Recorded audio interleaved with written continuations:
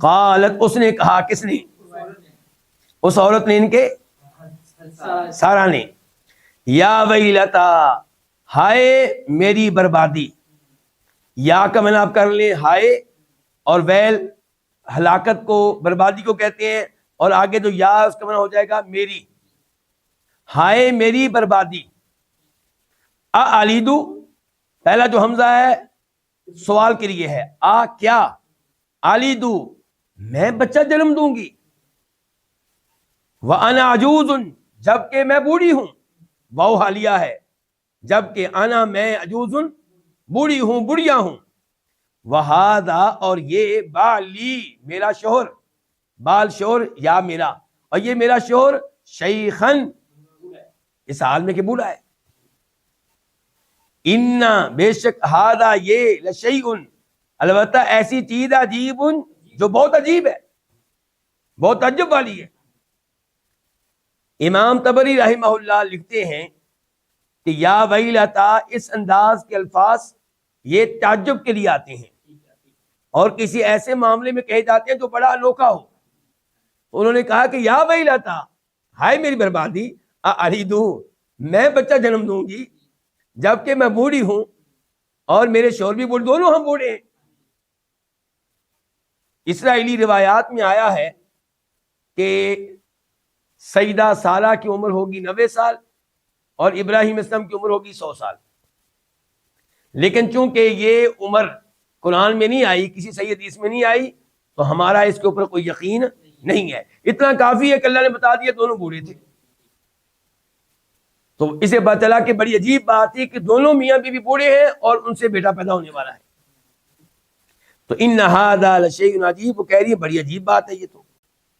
آیت نمبر 73 قالو، انہوں نے کہا، کنہوں نے؟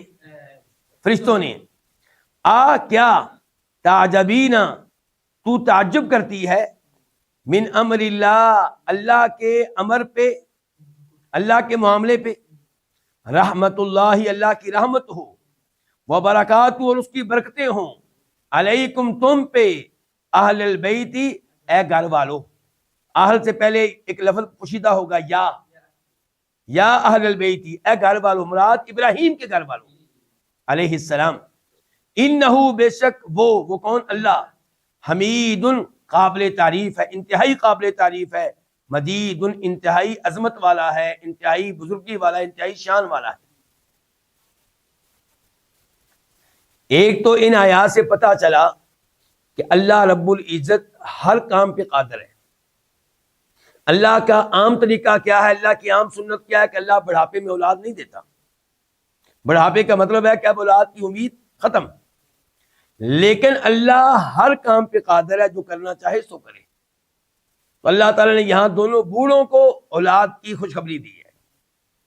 تو ایسی آیات پڑھ کے ہمارا اللہ کی قدرت پہ یقین و اعتماد بڑھ جانا چاہیے. دوسرے نمبر پہ یہاں پہ فرشتے کہتے ہیں سیدہ سارہ سے کہ آپ اللہ کے معاملے پہ تعجب کر رہی ہیں، اللہ کی قدرت پہ تعجب کر رہی ہیں. کم از کم آپ کو اللہ کے معاملے پہ تعجب نہیں کرنا چاہیے. آپ نبی کی بیوی ہیں، آپ نے تو اللہ کی شان کے کئی معاملات دیکھے ہیں. کیا اللہ نے آپ کو یہ معجزہ نہیں دکھایا کہ ابراہیم علیہ السلام کو آگ میں ڈالا گیا تو آگ نے ان کو نہیں جلایا؟ کیا آپ نے یہ معجزہ نہیں دیکھا کہ جب آپ دونوں مصر سے گزر رہے تھے تو وہاں کا بادشاہ بڑا ظالم تھا اور وہ آپ کے ساتھ برائی کا ارتکاب کرنا چاہتا تھا، اور آپ نے اللہ کو پکارا تو اللہ نے آپ کو کیسے اس سے بچایا؟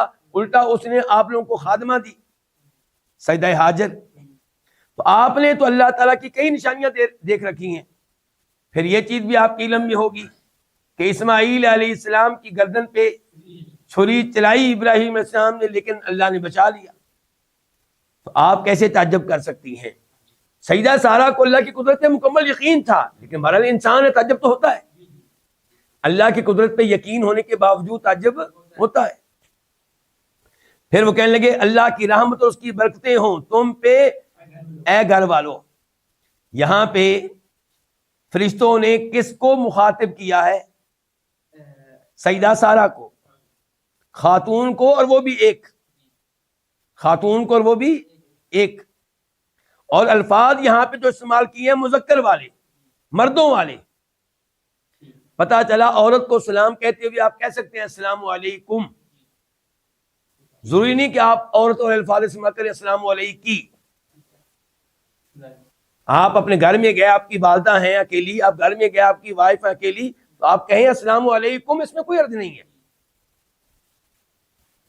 دوسرے نمبر پہ یہ پتا چلا کہ عربوں کے ہاں ایک خاتون کو استعمال, ایک خاتون سے ہم کلام ہوتے ہوئے مذکر کے الفاظ استعمال کرنا یہ کوئی بڑی بات نہیں ہے. ایسا وہ کیا کرتے ہیں, جیسا کہ موسیٰ علیہ السلام نے اپنی وائف سے کیا کہا تھا, ام کسو, تم ٹھہرو یہاں پہ. ام کسو یہ جمع کے الفاظ ہیں, مذکر کے الفاظ ہیں. اور یہاں پہ بھی دیکھیے فرشتوں نے ابراہیم علیہ السلام کی وائف کو مخاطب کیا ہے اور جمع مذکر کے الفاظ استعمال کیے ہیں. اور ساتھ ہی پتا چلا کہ انہوں نے ابراہیم علیہ السلام کی وائف کو ابراہیم علیہ السلام کے آل بیت میں سے, آل بیت میں سے ایک قرار دیا ہے. تو اب آپ آ جائیں اس ایت کے ذریعے سمجھیں سورہ احزاب کی ایت نمبر, یہ بڑا اہم بات ہے, ذرا اس کو آپ نے نظر انداز نہیں کرنا. اب یہاں سے آپ آ جائیں سورہ احزاب کی ایت نمبر 33 کی طرف, 33.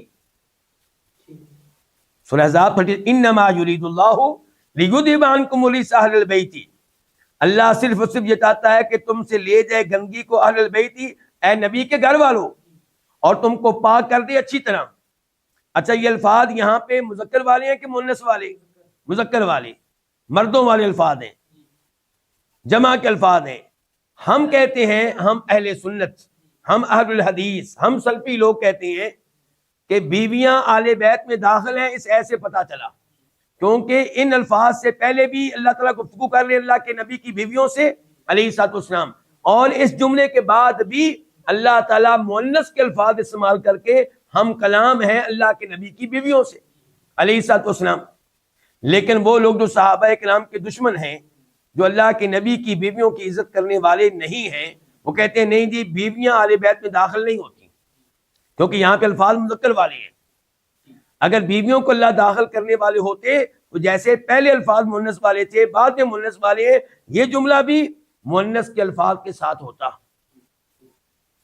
تو ہم کہتے ہیں اگر آپ کو بات سمجھ نہیں آ رہی تو اس ایت سے سمجھ لیں جو ابھی ہم پڑھ رہے ہیں سورہ ہود ایت نمبر 73 کہ یہاں پہ فرشتے گفتگو کر رہے ہیں سیدنا ابراہیم علیہ السلام کی وائف سے, اور الفاظ استعمال کر رہے ہیں مذکر کے, اور ان کو آل بیت میں شامل کر رہے ہیں.